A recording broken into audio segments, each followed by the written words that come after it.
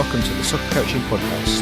I'm your host, Scott Mowbray, and in each episode I will discuss the key topics that impact on football coaching from the foundation and youth development phases. Thanks for listening, I hope you enjoy this episode.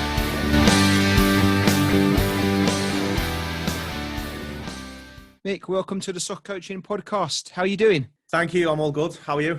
Yeah, I'm not too bad at all. We spoke briefly. I know you're a bit further up north than I am, but I think we're both feeling the cold at the moment, right? Very cold at the moment. I think it's been the last couple of days have been really chilly. It's been a nice one. Have you recovered from yesterday's match? Would be my first question to ask. My honest answer is no. Really over the moon yesterday. There was some scenes in my house. Let's just say that. Yeah, I bet. Yeah. So you're obviously the blue side of Liverpool. I am. I'm a big blue family. Blue. And it was a good game last night, right? A 9-goal thriller. Brilliant game. Yeah. One of the best games of the season so far. I think. Well, you might not. I don't think I'm an Arsenal fan, so you know who I was cheering on last night, don't you? So I was very much on your side last night. Yeah. I think what always strikes me about watching Everton play at the moment is the manager and how cool and calm he is on the touchline. He just doesn't look. It's like he's just not interested at all. But obviously, you know, he just controls it so well, doesn't he?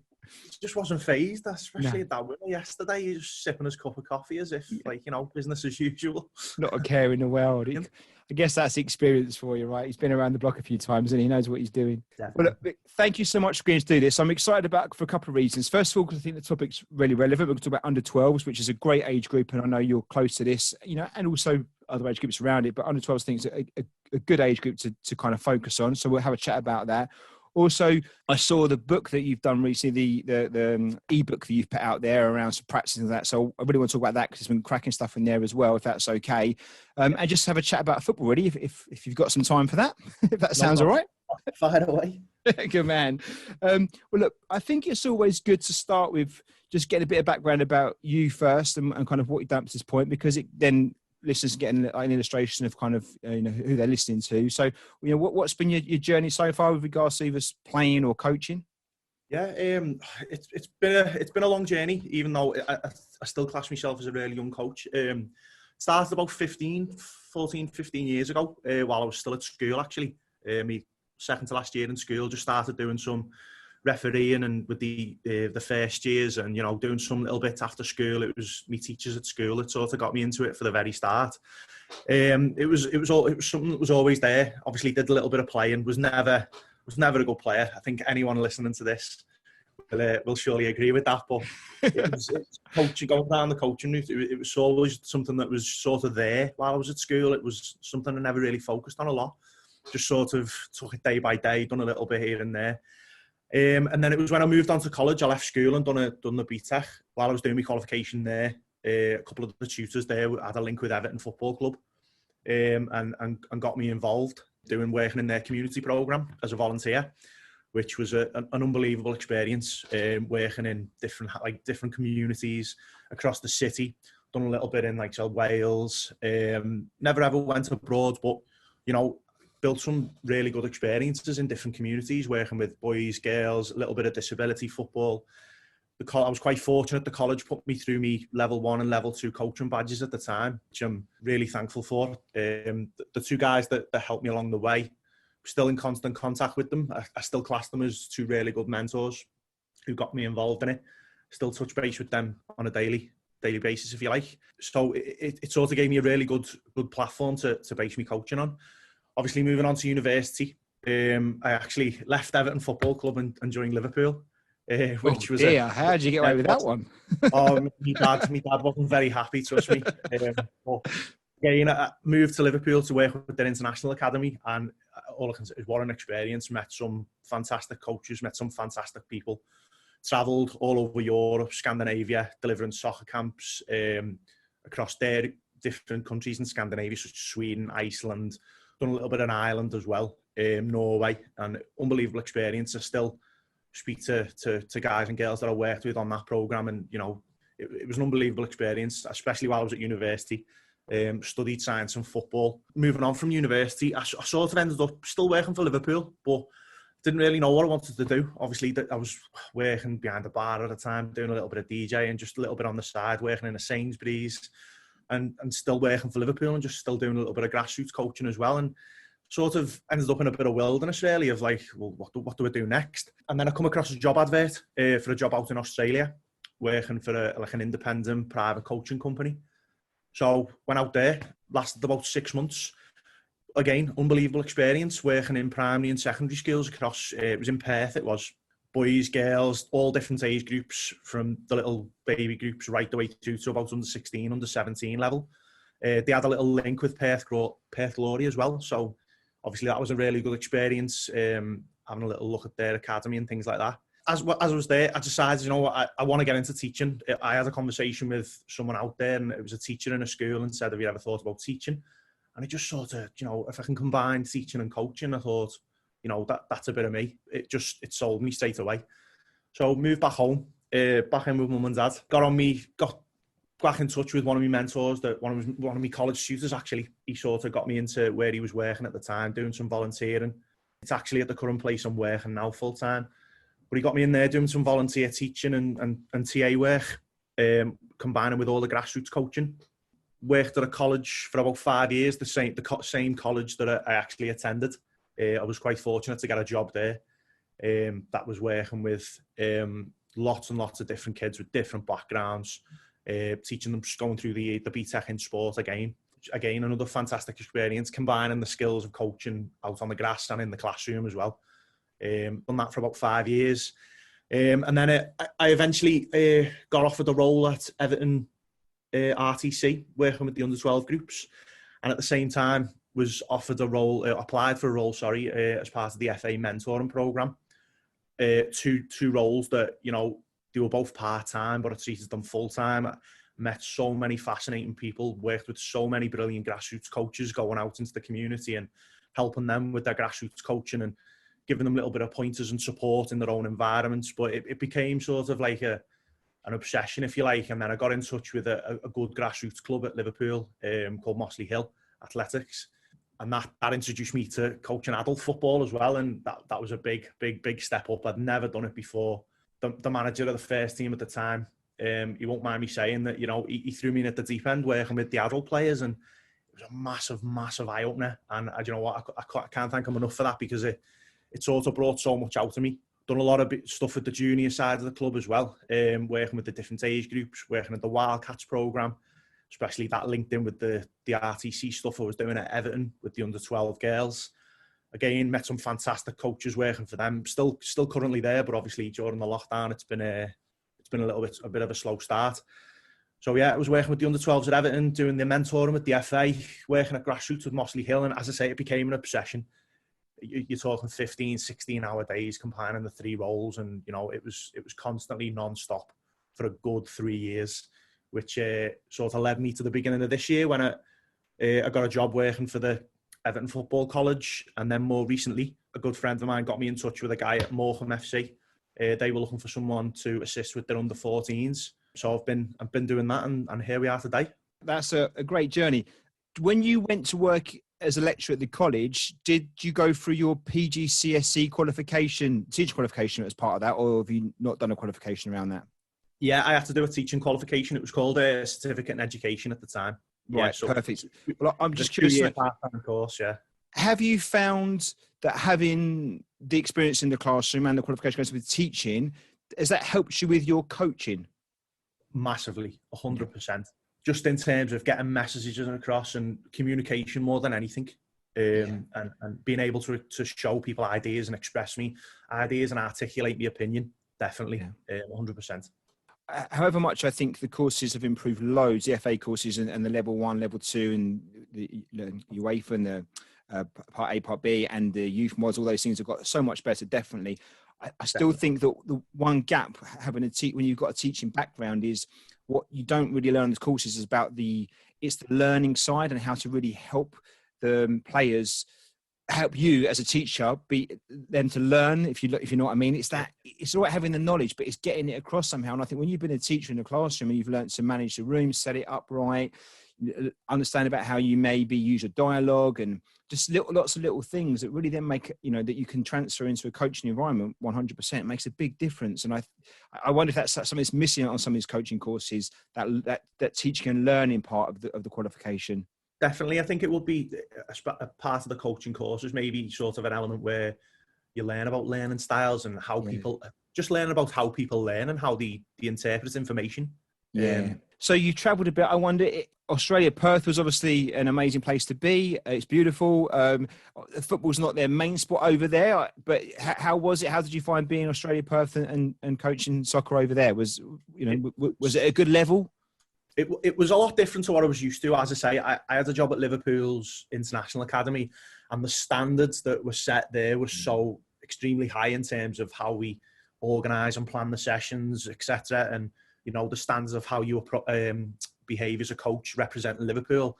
And then obviously going to Australia, it was sort of, as you've said, it wasn't their main sport. It was more that soccer school vibe, that bringing me back down to having loads of fun and making it fun. As I say, it wasn't their main sport. There was a lot of kids there that they just loved obviously kicking a ball around, and obviously some of them were trying to pick it up and tackle each other, playing rugby and things like that. But it never ever always went to plan. But it was just all about having fun and introducing them and showing me, like helping my passion for football rub off on them, which was good. But no, it's still growing out there, and this was going back a few years ago now. But again, I've still got friends out there who speak very highly of football. Is growing out there. And with the international stuff with Liverpool, then, I mean, that's again a fascinating level to be working at, and in different countries. Were you working with particular age groups, or was it did it depend on where you were at the time? We sort of got rotated round. So one camp we might do sort of the under-8s. The next camp you might put with the under-16s. I think what was good about that job is you sort of, every camp that you worked on and were part of, you were observed by a lead coach, if you like. Yeah. And they gave you some fantastic feedback. Again, it was good for coach development. It wasn't just a job. It was, they actually cared about your coach education and wanted you to develop as a coach. Yeah. So I've still got all my reports from the league coaches, and sometimes I do look at them from time to time and think, wow, I sometimes cringe at some of the feedback and think, why did I do things like that? It's crazy. As I say, it was a massive learning curve, and it was a brilliant job and a brilliant role. Well, Mick, fair play to you, because I think, you know what, and it happens quite a lot, to be fair, it's not always planned, but as coaches, the more diverse experience we can get, right, and the more different environments we can expose ourselves to and be brave enough to step into, then I just think you're the better coach for it when you come out the other end. So, coaching boys and girls, different age groups, different environments, different countries, you've got it all there, and that must be a massive asset now when you work with the players that you've got to be able to coordinate that experience and that network of people that you've been able to approach over the years. It must be a huge help. Definitely. I mean, obviously, as I said before, I didn't come from a playing background. I was, I had to sort of prove myself in a way that, I'm going to be honest with the players that I'm working with, that I was never a good player. But, if I do enough coaching, I'm constantly watching football. It, as you say, it becomes an obsession in a way. And, anything I can do to better myself, to help better other people and sort of accredit myself and justify me coaching. Obviously not coming from a player background, if that makes sense. Yeah. Well, I also think a lot of coaches that haven't had maybe such an illustrious playing background, they actually probably work hard on their coaching. They feel they've got to prove a point a bit more. And that's not a bad thing. You kind of have to work hard to become an expert. So sometimes you can lean on your past, can't you? If you've got that kind of really good history in playing, it can be maybe a bit of a false comfort blanket. Yeah, I agree. 100%. Definitely. So thank you for that. And then the second part really to this, I guess, is really around kind of your coaching philosophy and principles. It's great to know your background. That really helps us get a feel for where you're at. But I guess we've all got our own way of approaching coaching and what we believe in. Are you happy to share with us, what your coaching philosophy, if you like, or your principles are and how you approach coaching? More than happy to, yeah. I try to vary it, and it changes throughout the 3 phases, if you like. So foundation phase right up to the professional development phase, or adult football, if you like. I've always tried to interchange them. So obviously foundation phase, my philosophy behind that, it's all about inspiring them to love the game, love the ball, building that relationship, and just generating that happiness and getting them into football. I think you get the younger ones now, especially, that they're getting into football younger and younger. So I think it's important that we fill them with lots and lots of good memories from that first coach, that first time they've kicked the ball. As you progress through the foundation phase, maybe to about under 9, right the way up to under 12 before they leave, I think it's all about building on these skills, polishing off Again, building a relationship with the ball. Can they play 1v1? Building all these fundamental skills, not just technical stuff, but the physical stuff as well. I think sometimes that's pushed to the side. Can they hop? Can they skip? Can they jump? But it's just all about enjoyment. That would be just me single definition of it. It's just all about enjoyment and loving the game and building that love of it. As they grow a little bit older, sort of the YDP phase, if you like, is refining these techniques, building on these strengths that they've got, and like sort of working on the weaknesses and working out how they fit into a 9v9 or 11v11 as they progress through. And then the adult game, which I've had a couple of years experience doing, is obviously all about teams and tactics and creating this playing philosophy and managing the pathway of getting from an under 18 right the way through. And so it's obviously playing vets football, but you know, the philosophy I've tried to bring in, especially with adult football, is to play nice attacking football, maintain possession of the ball, but always playing forward, always putting the other team on the back foot and building that identity.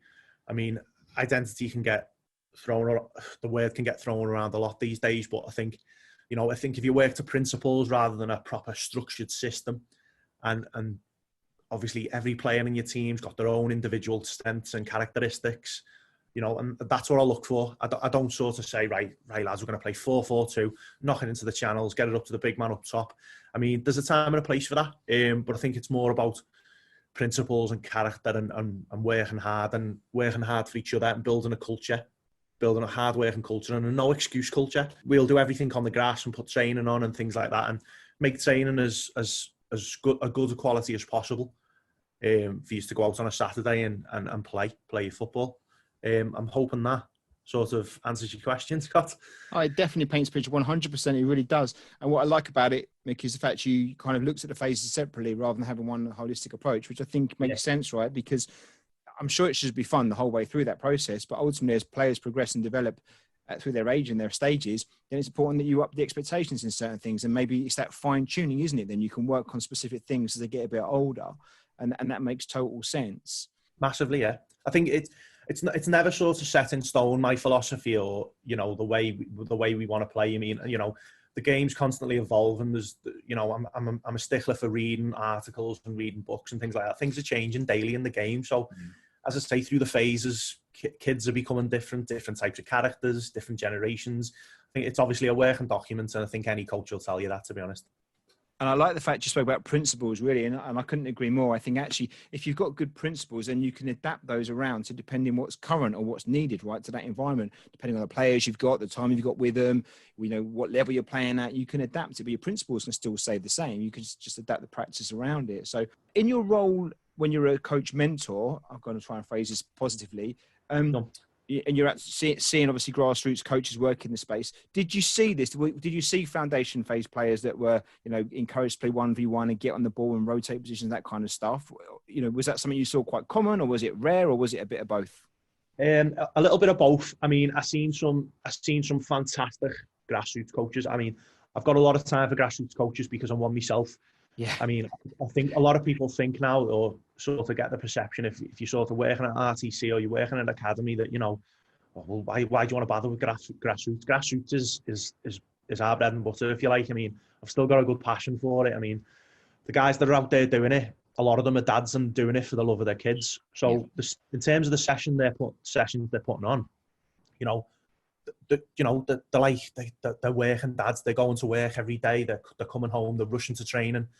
They're putting a little bit of a session plan together. And the guys that I was working with, and girls, there was female coaches as well, they're taking on board what I was telling them. And as I'm observing their sessions, they're doing things like 1v1 challenges and ball mastery and things like that. Some took a little bit of time to crack, in terms of, you know, they were sort of coaching things that they were taught when they were younger, which is fine. I'm not sort of saying that, you know, the old school coaches are wrong. There's always something that we can learn from them. But as we know, I think that, you know, kids in the foundation phase, especially at grassroots, they need to be comfortable on the ball first and foremost. They need to know how to manipulate and move the ball. Passing will always come naturally. I think the generation of parents at the time were still in this phase of, I think, round about the Euro 2008 and 2010, when Spain were winning everything, constantly passing and moving and things like that. And it's still evident in grassroots today. But I think we are making good progress, and there are some top quality grassroots coaches out there.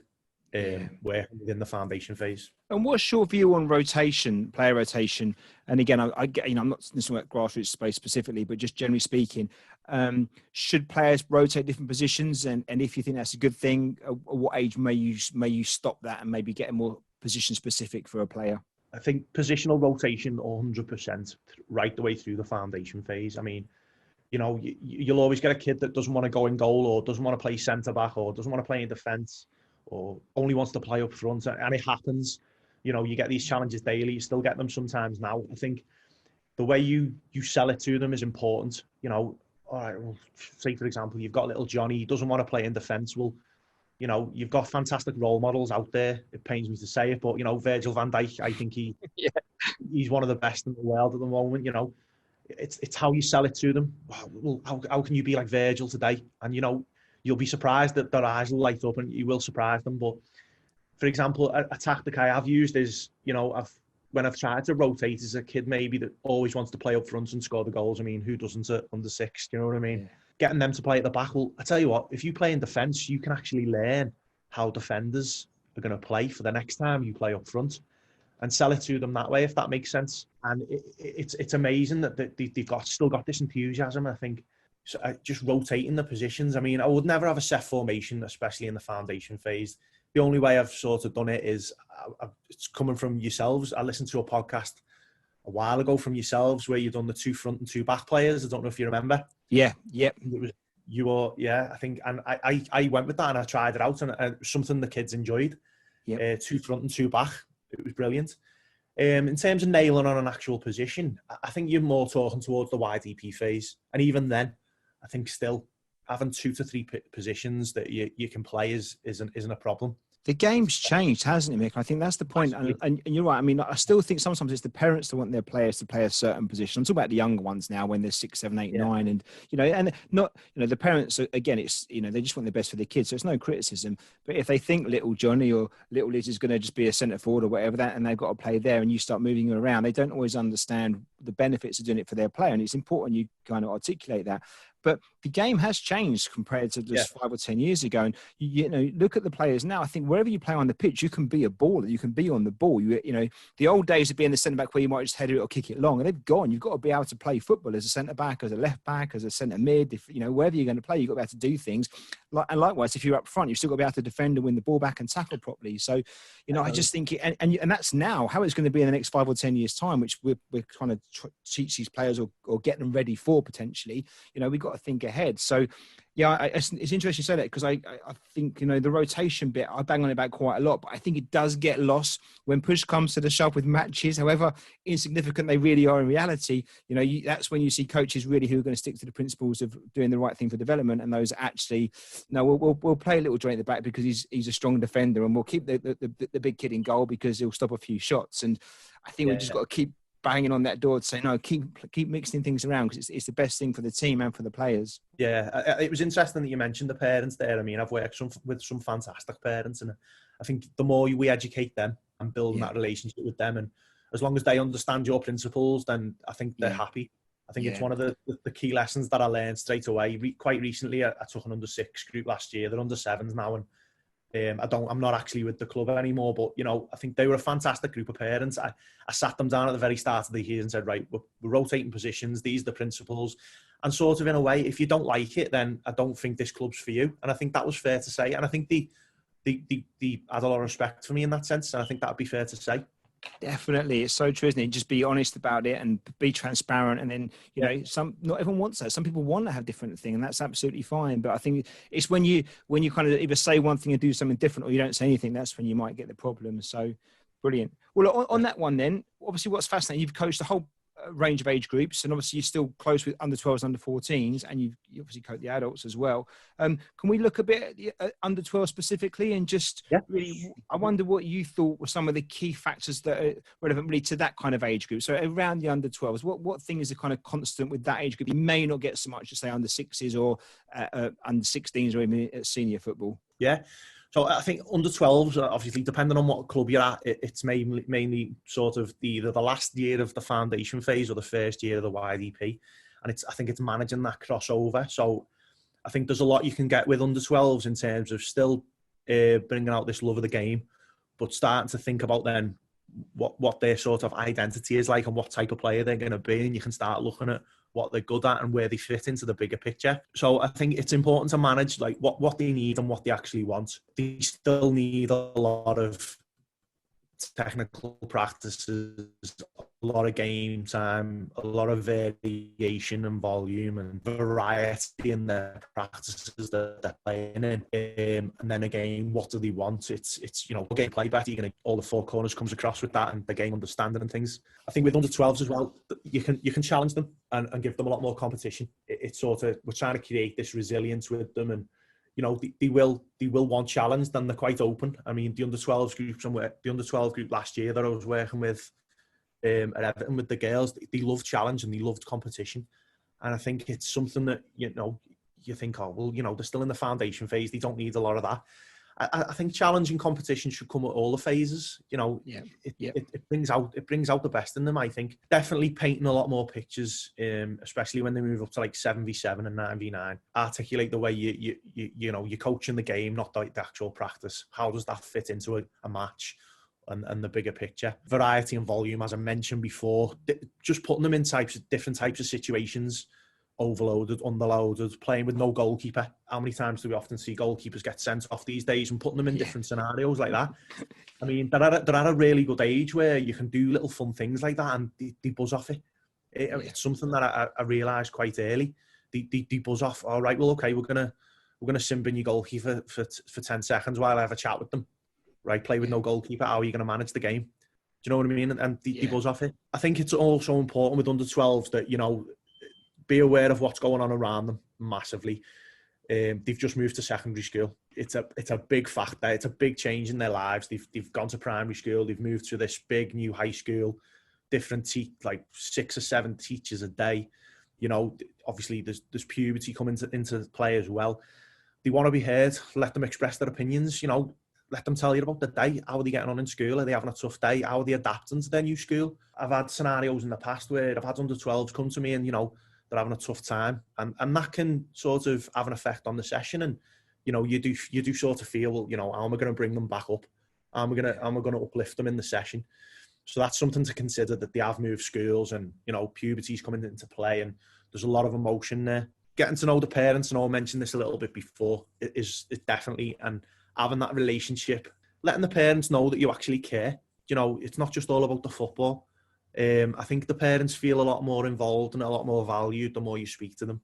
And that's something that I've learned in definitely the past 3 years, is being parent friendly, checking in on the welfare of the kids, and letting the parents know that you're checking in on it, that you genuinely do have a care for them. Our job is to look after their football development, but the human beings first and foremost. I mean, course, yeah. I'm not a parent. I'm not a parent yet at all, but I think we should treat the kids as if they were our own first and foremost. Check they're okay and what's going on around them. I think again it's important as well to let mistakes and failure happen even at under 12. I know you'd have that chaotic messy phase within the foundation at under 6, under 7, but I don't see why it can't still happen at under 12. I think if a session's not messy, or it's not got a little bit of chaos, there's no sort of learning taking place. No session ever looks perfect. I mean, I can't remember the last time that I put on a session that went absolutely 100% blob on, everyone done, everything like brilliant. It never happens. It's very, very rare. Does it? No. It's very, very rare, as you know. As I say, I always, especially with under 12s, I plan for them. It's not about me. It's not about what I want my boss to see, what I'm covering in the curriculum. It's about them on the night. If I turn up to that night onto that AstroTurf and I feel that there's 6 or 7 of them, they've had a bad day in school, I don't see a problem in deviating away from my plan. All it takes is a little bit of communication and justification of why I've changed my plan. They've had a rough day in school, they want a game. All right, well, how can we fit the theme of the evening around this game that we're going to do now, and just bring them back up if they've had a tough day, which can happen. So I think, as I say, planning smart is key, and being prepared to deviate from the plan, and just having more communication points rather than when you're planning is writing all the rules out and the conditions. I mean, try to remember them as much as you can. I think it's more about how you interact and how you get your message across at under 12. because they will stand there and have a conversation with you about the game, and they will surprise you. Yeah. I've had some fantastic conversations with under-12s, and they're very intelligent. They watch a lot of football, especially with the girls at Everton. You know, they're very intelligent girls, and they will ask your opinion and listen to their opinion. So communicating with them and how you actually do it is key. And probably one of the most important ones with under-12s is don't rush to overcomplicate the practices and the games. I think with me role as the FA mentor, I've seen a lot of under-12s and 13 sessions where, you know, they were putting on fantastic sessions, you know, patterns of play and things like that, but, you know, they were breaking down because it just become a little bit overcomplicated. And one of my key principles is just keep it simple. Yeah. You know, you're there to play the game. There's two goals, one ball, right? Who's going to score more goals than the other? Just keep it simple. And that's it. That's pretty much my key factors, really. I know it's a lot to chew, but you know, it's sort of, you know, it's got to be a passion to do. And you know, under-12 is a fantastic age to coach. I think it's one of, if I had to choose what my preference, it'd be under-10s to under-12s, definitely. It's funny, that keep it simple thing comes up quite regularly on the podcast from guests, and it's usually the ones that are more experienced, that have been around a few times, that recognise, actually, do you know what, don't overcomplicate it. And that can be from, you know, any age group, really. Just keep it simple and build up from there. Yeah, I wonder, so would you think it would be fair to say then, Mick, that the social and psychological side probably becomes, although it's important across all the age groups, no doubt about that, does it become probably slightly more important as you move from the foundation to the YDP phase and these under-12s because of all the other stuff going on? And as a coach, we have to know about, you know, how we impact on that through our coaching sessions. Definitely, 100%. I mean, the kids from in the foundation phase, the younger ones, yeah, they're very sort of, I wouldn't say easy to cater for socially and psychologically, but you know, they're there to have fun. But once they start getting to under-11, under-12s, as I said to you before, puberty kicks in, and they're getting all these emotions, and you don't know what's going on outside of the astroturf. Do you know what I mean? They're getting home. Yeah. Some of them might not live with their parents. They live staying with guardians. They're changing school. They might be having all kinds of problems in school. You don't know. And I think the more you understand about their world, I think it's important to understand their world before you try to get them to understand yours and what you want from them. Point. Yeah, 100%. Very good point. It needs to be done. Yeah. Well, on that then, I wondered, do you have like a curriculum, or do you have like themes for the season or the session? How would you take you under-12, say from, you know, you're planning at the beginning before the season starts, and what would it look like as you run through the season? Would you have like themes you work on or a curriculum plan, or is it more ad hoc than that? It sort of varies from the different roles I've been in. I mean, obviously at Everton with the RTC, we have a curriculum, like an academy curriculum that we work to. But you know, they give us license to plan our own sessions as long as it's around that curriculum, which is good. Again, it's great for my development and the other coaches' development. And yeah, we do have a curriculum to work with the girls around that. Okay. In terms of grassroots, I have been in the process of quite recently, the last 12 months, of putting my own ideas together in preparation sort of to do my B license at the moment. Definitely important to have something like that, but treat it as a working document. As I say, times change, your opinion might change. You might see a session, or you might listen to a coach that, you know, sort of changes your opinion slightly and challenges you, which is good. But I think every club or every team that you're working with, you should have something that, you know, you work to. And I think it's always mindful to try and build a curriculum around the players rather than you making the players work around your curriculum, if that makes sense. Yeah. As I say, it's a working document in that sense. And in terms of themes, 100%. I think every session, there needs to be some sort of goal that you want to work to, no matter how big or small. If you're working on shooting, different types of shooting, there's got to be some sort of goal. Just remove all like the fluff, and that is your theme of the session.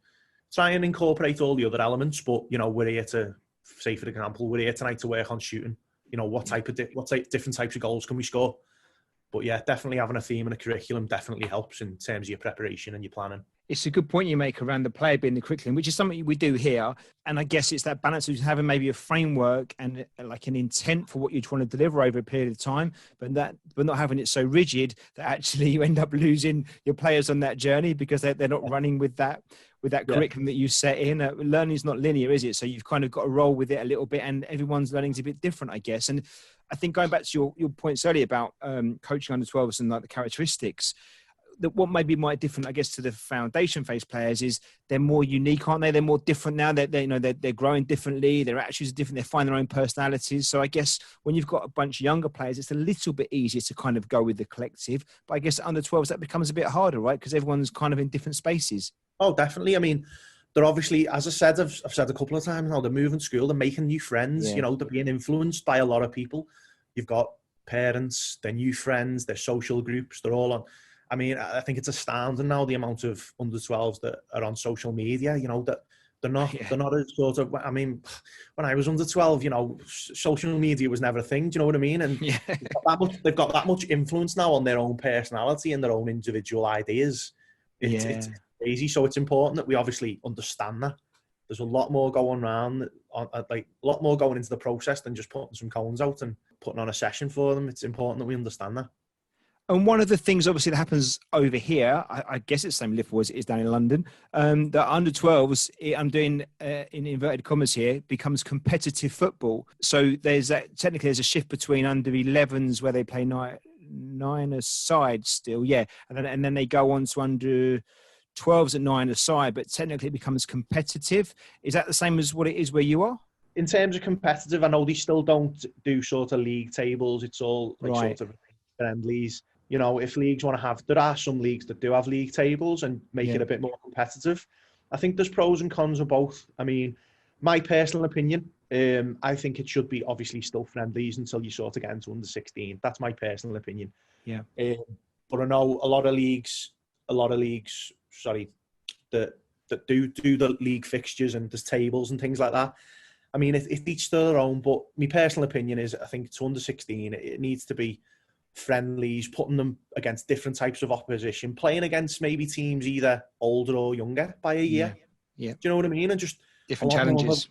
A lot more variety, rather than playing, because I think you find that, you know, you sort of playing the same teams year on year from under 11 right the way through to 16. You're playing the same lads. You know, I think if there was something I'd like to change that, you know, is sort of scrap these sort of, not the leagues, but, you know, have little breaks, more breaks to go and play, you know, a team from down south or up and further up north or a crossover to Ireland, you know what I mean? And just build, rather than playing the same teams 3 or 4 times a season.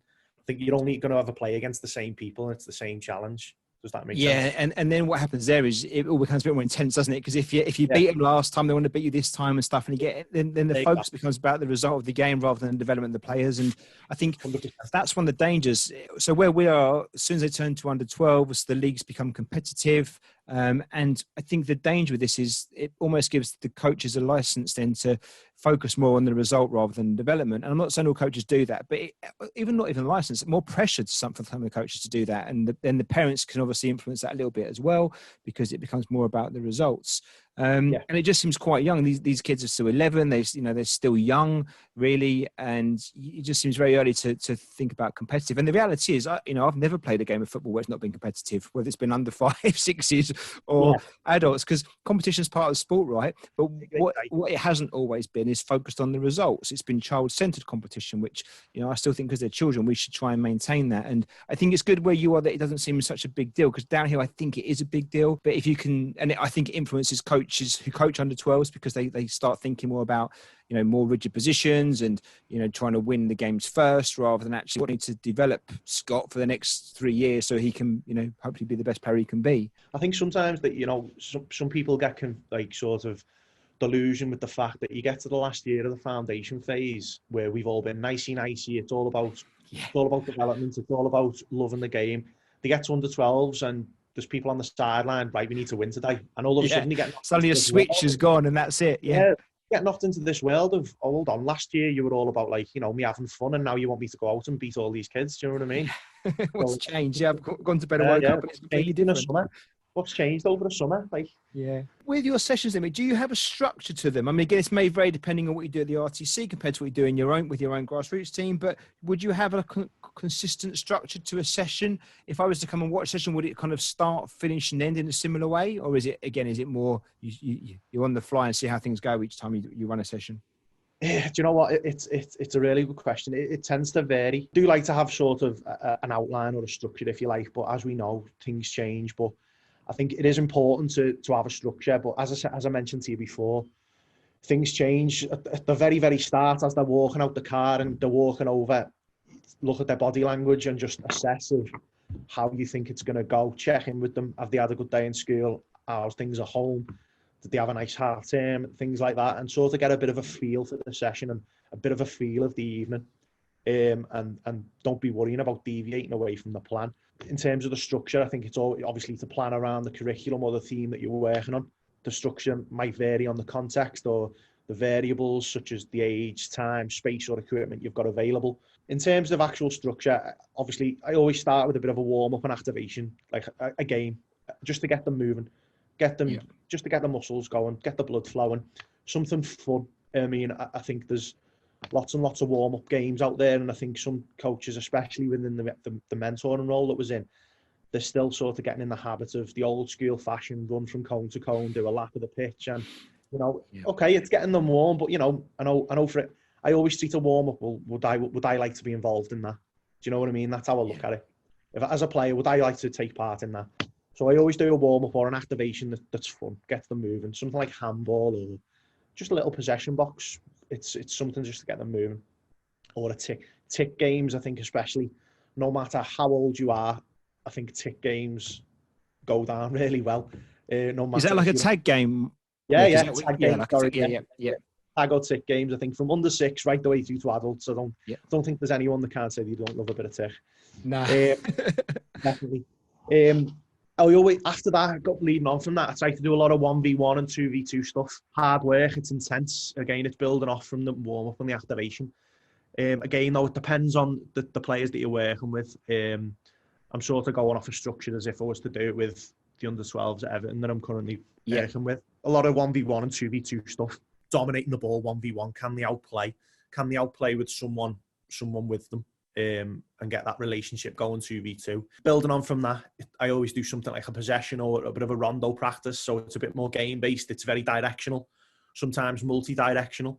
The more decisions they've got to make, the better, even at under 12. Again, if it was a grassroots scenario, still a possession game, an actual game where there's rules. There's something that we've got to do to achieve a point with lots and lots of decisions that they've got to make. And then sort of finishing with a small-sided game. And small-sided games is something that I've done a lot of research on the past 12 months in terms of like constraints and how we can get specific outcomes from the games regarding the theme of the evening or the day. So I'd always finish with a game, but a lot of time with the game. I mean, a lot of coaches I've mentored in the past have finished with like a last 10 minutes. Yeah. And I used to think to myself, like, you're coaching the game. Why not have half an hour? Do you know what I mean? Or a bit longer? I think this is the best bit. To the end and run out of time. Exactly. You want to play the game, so put those conditions on the game. Let them actually play the game. I do sort of tend to plan backwards. This is the amount of time that we're going to have for the game, and that's non-negotiable. We're going to have that much time for the game. Just the things around the structure. Having quite a few coaches always helps there. Depending on the ratio as I say, having a ghost coach is always good. I call them a ghost coach because there's always one who's sort of leading the session, and a ghost coach might, do a lot of drive-by coaching and pick out things that I might not always be able to see because I'm in the middle of the session. As I say, as you're coaching, I know yourself, you'll be like, you'll never see absolutely everything. You'll never see the 100. You'll never see everything that's going on in the session. So I think it's always good having one or two or maybe even 3 people there, watching things, watching body language, watching, are we getting the desired outcomes? Is what we want to coach actually happening? Can they go over and communicate and do a bit of drive-by coaching? As I say, the under 12s, they need a lot of attention, not just in a needy way, but, they want to be coached, they want to learn. So having more coaches around is definitely beneficial. And sort of lastly is be prepared for the what-if moments. There's always going to be an injury. There's always going to be someone stepping out, they've hurt their ankle, or there's going to be players that, you know, they haven't gone to school that day, so the parents won't let them train, which is fine. Education's important. And then always planning a regression rather than just a progression all the time. I think it's important that we might need to peel it back a little bit. So, for example, if I was to progress the practice and it doesn't really go down well, okay, we'll come up with an idea of how to peel it back a little bit. That's a great point. I've not heard that in all the episodes we've done, the idea of having a regression plan as well. I mean, you always scale up, but sometimes even your starting point can be wrong, can't it? And actually just progressing it, you don't need to go all the way backwards, all the way back to where you were before, but actually having maybe something in between the two that you could introduce to make it easier. Or maybe if it's just one or two players that might be struggling, how do we accommodate them where the others are getting it? So the idea of having a regression plan, that's fantastic. Yeah. How important is it to you in your sessions on player ownership? Massive. I give a lot of ownership to them maybe at the start of the session. I do say to them, how long do you want to do this game for? I value their opinion. Obviously, there's ratios in terms of especially in the RTC role, you know, we do have a sports scientist and, you know, we do look at things like work to rest ratios and things like that. But I will ask them, how long do you want to do this for? Can we think of another rule? How can we make this session, or how can we make this game even better? I mean, you know, I've always got a little bank of answers with me, but it's important to get their opinion and just test their knowledge. I mean, they're not just there to kick a ball around for 2 hours. Do you know what I mean? Just try and get a little bit of intellect out of them, see what their intelligence is like, the game intelligence, and sort of develop young little coaches, if you like. You know, how can we make this session better? How can we make it easier? How can we make it harder? And I think those questions, they absolutely love being involved, and they love having an input and make, like, you know, if they come up with an idea to make the session even better that I've not even thought of, for 1 second, I'm getting my notepad out and scribbling it down. And at the end of it, they're absolutely buzzing that they've come up with an idea and everyone's loved it. And it makes them go away feeling on top of the world. But definitely player ownership is massive. It's massive. I mean, they've got to have an input, listen to their opinions about their game, and, you know, make them give them a lot of empowerment over the session as much as possible. And what about individual ball manipulation? Is that something that you still work on at under 12s, or do you just rely on the 1v1s and the 2v2s to bring that out? Because obviously it's in there. Or would you do anything like unopposed individual ball manipulation work? Yeah, definitely, especially in the warm-up phase, especially unopposed. You know, you can always get better at your technique. I've always drilled that, no matter from under 6s right the way up to the adults. You know, you can always get better at how you manipulate the ball and move the ball, how you receive it, how you move it, and how you release it. I think you can always improve on that. And especially at under 12, they've got minds like sponges. Show them different ways of how you can manipulate the ball. I send them constantly little YouTube clips of players doing stuff unopposed, like little tricks and little skills, especially during the lockdown period. I think it's been a really good period for them to practice their ball manipulation, especially in the gardens or even in the house with especially with different size balls. I've seen, I think it's brilliant. I think with Thomas Tuchel the other week doing stuff with the size ones, with Chelsea first team. And, you know, I took that clip and I've sent it to a few of the players and think, well, you know, if they're doing it, why can't we? Do you know what I mean? Exactly. So ball manipulation is massive, regardless of age. I think you can always get better at it, definitely. And I know the under 14s obviously isn't miles to the under 12s, but it's still 2 years, and, you know, it's 2 important years. And then obviously then you've got the adult football. What would be some of the key focuses you'd be working on with the under 12s, or some of the things in your head you're kind of seeing to help prepare these young players for 2, 3, 4 years ahead? What stuff really would you say takes priority in regards to preparing them for the road ahead? 1v1 and 2v2 and 3v3. As I say, if you were to freeze everyone on an 11v11 pitch, I think, you know, you could circle all these 1v1, 2v2 and 3v3 situations across the pitch. The ability to beat your opponents and, you know, to get past them by yourself and using someone to help you. I mean, I read a lot of articles constantly all the time of first team coaches and quite credible first team coaches, and look for what they think makes a good first team player. And I show that to the 14s, 13s and 12s, you know what I mean? So this is sort of what you have to aspire to be to get to that level. Yeah. But definitely 1v1, 2v2, 3v3, the ability to manipulate the ball and get past your opponent and progress the play is definitely something that gets them from under 12 right the way through to 16 and beyond, if you like. It's great to hear that from you, because obviously you're living and breathing this. You work with those age groups. You know what it likes to work with slightly older age groups and adults as well. So I think it's important for a coach to listen to you and the advice you're giving, because my gut feeling is here, and I've seen it myself. My oldest boy is under 12s now, and that there's a tendency to move away from the small-sided game and those small individual battles. I think with coaches, because they think, oh, it's 9-a-side, we're going to 11-a-side next season, we've got to plan for that bigger picture. Well, actually, even though, okay, the pitch is getting bigger and there's more players on the pitch, there's still one ball. So, you know, and you've never got all 11 players around it. So like you say, it's a lots of 1v1s, 2v2s, 3v3s. And I think coaches can, well, maybe it's not fair to say coach, but you can easily kind of almost forget that and give up on that small-sided game stuff a bit early. So I think that's great advice you're giving there. And I hope people take that on board, because the players like that as well, don't they? They like the touches and the small-sided games. They enjoy it. No, they love being on the best analogy I could probably say is, you know, especially under 12, you know, and even younger, you know, there's one ball, you know, they all want to be on the ball. They don't want to share it. Do you know what I mean? So, you know, you've got to fight to go and get it. You know, if the other team have got it, you've got to go and get it. You've got to be able to beat them 1v1 to stay on it. Do you know what I mean? So, yeah, it's developing that hunger and that sort of technical ability to stay on the ball and move it and get past people. I mean, is there any big no-nos you would say with under 12s? I mean, you've given loads of positives and some really great examples about, you know, why it's important to work on certain things with this age group. But is there any kind of big no-nos or things you've seen where you think, oh, you know what, with this coaching broadly, but particularly with these under 12s, it's probably best not to stay away from that? Yeah, I think I've seen in the past, I've seen people just trying to rush them to 11v11 too early. Yeah. I think that's a massive. Just they need this smooth transition from 5v5 to 7v7 to 9v9, and I think it's important to not sort of overthink that.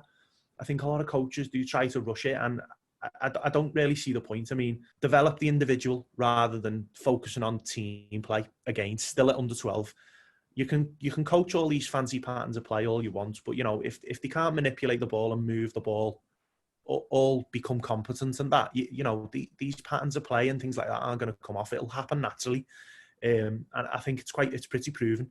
You know, things like that will happen naturally. So I think, again, just focusing more on the individual rather than rushing, getting to. Yeah. We've got a team now. We've got 11. We can do like sort of work on shape and things like that. I think it's still a little bit further ahead for me. Yeah.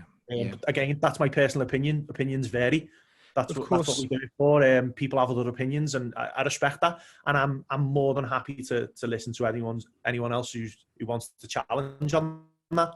There'd be something I'd probably take away from it. I mean, as I say, I treat every conversation that I have with anyone, Scott, that is a learning opportunity. And if someone can challenge my views and opinions, I absolutely love it. I'll take it in my stride and have a good debate on it. Well, also, it's very relevant now because with lockdown and us losing a lot of football over the last year, I mean, the pandemic is one thing. We had the bad weather this time last year and things. So it really has been a stop-start season for, you know, most players and coaches out there. So, you know, if you combine that with a kind of a mindset where you want to get to that next phase, you know, there's a danger the two things together could really shortchange these players, right? So right now you've really got to think about, okay, are your players ready for that? You know, physically, emotionally, mentally, you know, technically, are they ready for these things? Or do we need a bit more time here? We could slow down the process. And if we need more time, how are we going to get that? Because right now there's not an awful lot of guidance just yet around what it may look like when the doors open again for football. So at least being aware of it is important for the coaches, right? Just so they can think about what's right for them and their team.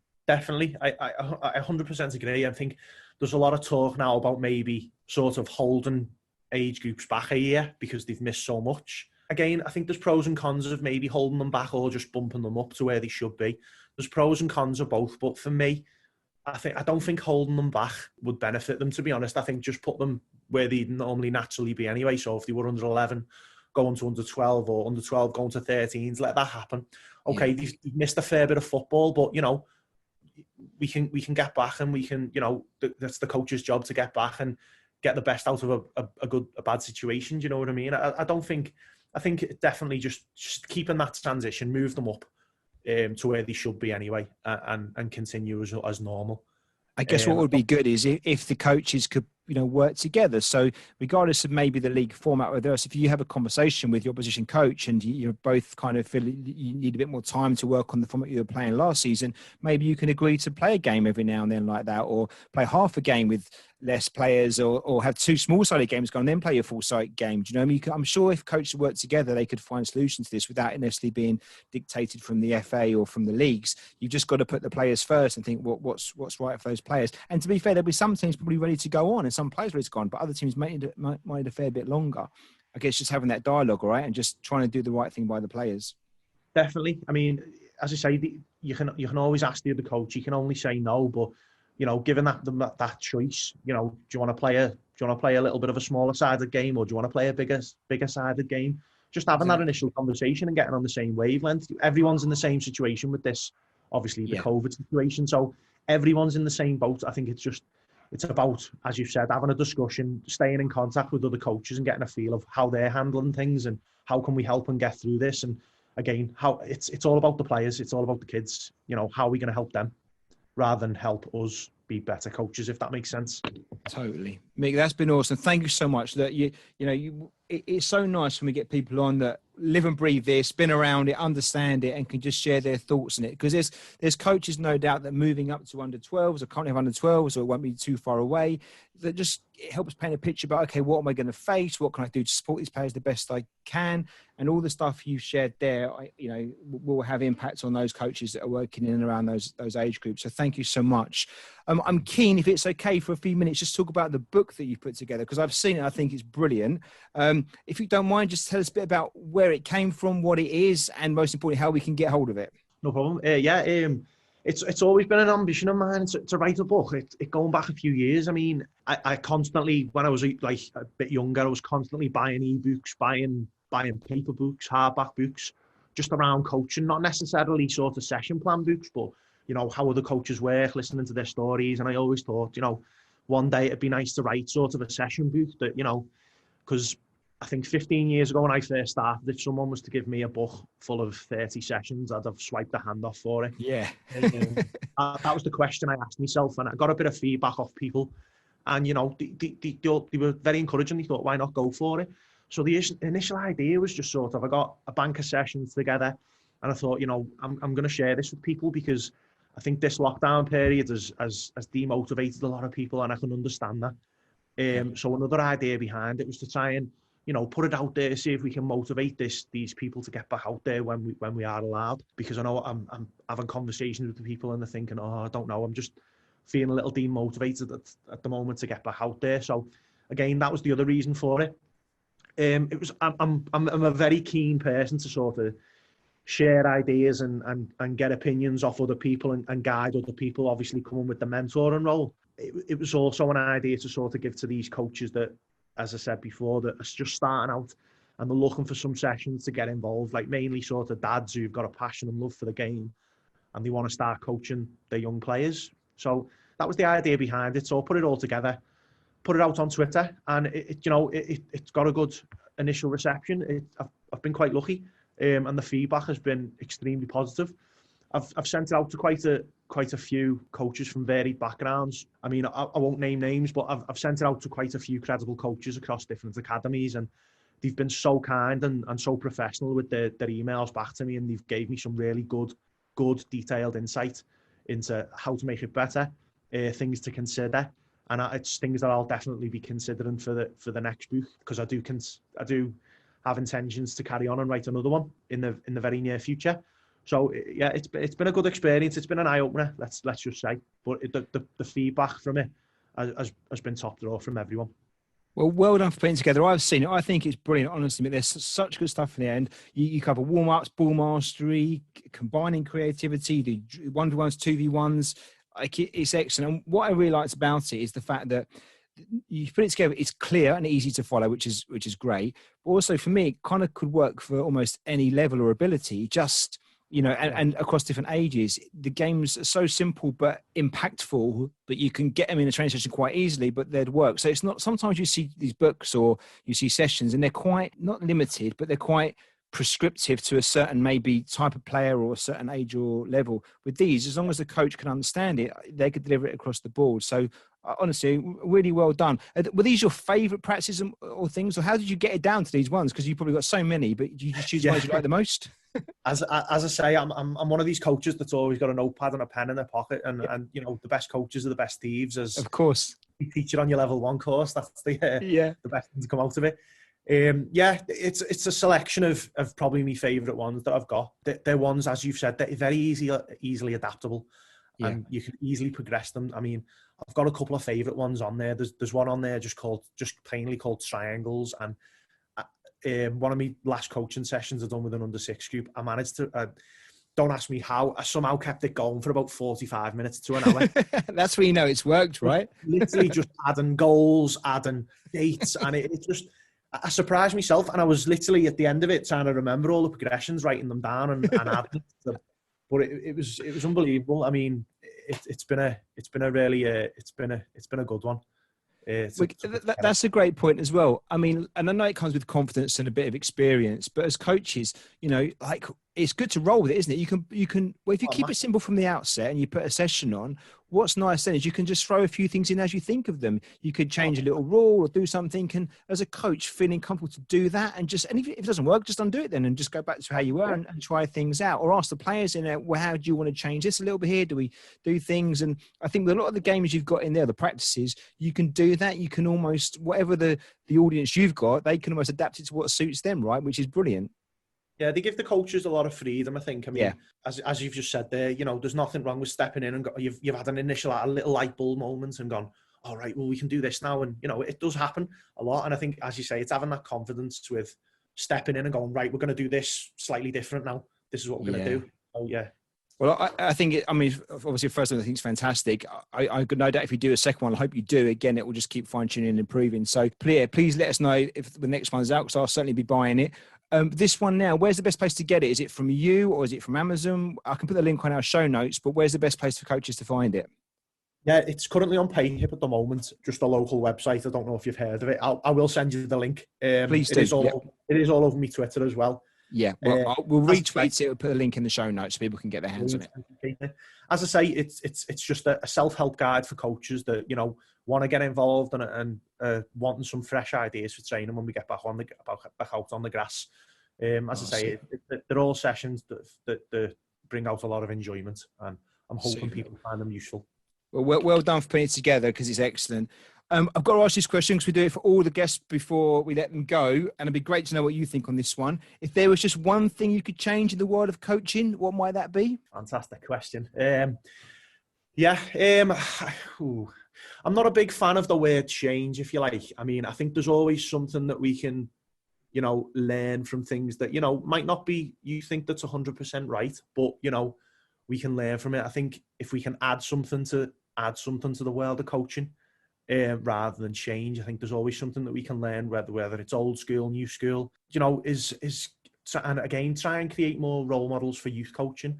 I think a lot of people, you can go on and watch a Thomas Tuchel session or a Carlo Ancelotti session, but there's not a lot of youth coaches out there that working in the foundation phase that you can't get access to a lot of actual coaching sessions and things like that. You can watch a brilliant first team session, but I think having getting a few more role models, and there's some fantastic ones out there, but I think there's still room for more.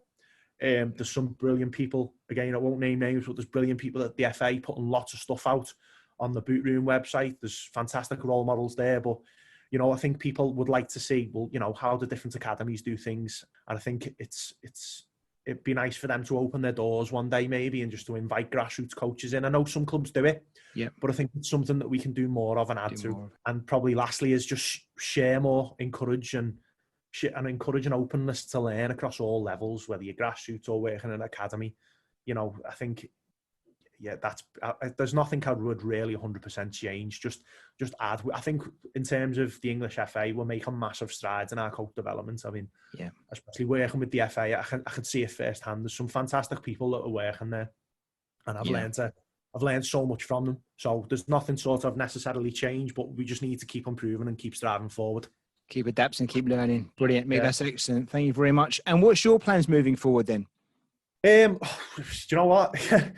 I think I think we've got to get out of this pandemic first and then reassess. But, you know, I'm enjoying my job full time at the Everton Football College, working with 16-year-olds, doing the BTEC, coaching them of a day. It's a fantastic job. I'm in a very, very privileged position working for Everton. As I say, being a big blue, it's a massive privilege for me working with the people that I work with. Got some fantastic staff, some fantastic students. Again, at Morecambe, I've just recently started there, hoping to progress there a little bit more once we get back out. I'd literally done 3 sessions and then we went into lockdown, which was unfortunate. Yeah. But just plans moving forward, just keep moving, keep growing, and just having this mindset of, you know, I want to be the best coach I can possibly be and the best person I can possibly be. And if I can pass on these experiences and help people develop, that's the most important thing for me. Well, there's some great objectives there, Mick. And I'm sure, look, given what you've done and what you're doing, I've got no doubt that will pan out the way you want it to, and that will lead to, you know, hopefully want more and more wonderful things. So, look, thank you so much for your time. You've been an absolute superstar. I'm really grateful. Again, another person that we reach out to on Twitter because we see some of the things you did. I saw the book, and you straight away you're saying yes and making yourself available. There's coaches at home that can't coach right now, you know, and they want to be back out on the grass doing their thing. And all we've got really is books, podcasts, webinars, these kind of things. And it's thanks to people like you, Mick, that lending your time out there that keep our sanity while we're waiting to get back out on the grass. So thank you so much. If people do want to reach out to you or follow you maybe, or find you on Twitter or something else, what's the best way of doing that? Yeah, I'm currently on Twitter. It's just at Micktomo, so MICKTHOMO. Yeah, I'm happy to anyone just drop me a message or anything like that to discuss about the book or just coaching in general. I'm more than happy to help. It's been an absolute pleasure, Scott. Top man, mate. Thank you so much. Well, look, we'll put the link into the book. We'll put your Twitter handle in the show notes as well. And look, please do shout if you do the second book, because I'll be buying it and we can come and talk about that as well. Thank you so much for sharing your thoughts on your under-12s. It's been brilliant. And look, when you're back out on the grass, keep sharing your sessions, because I will definitely be magpieing a lot of stuff you're doing with those Everton kids. So well done. Thank you very much. Good luck for the rest of the season. Cheers. Thank you. And you. Thanks, mate.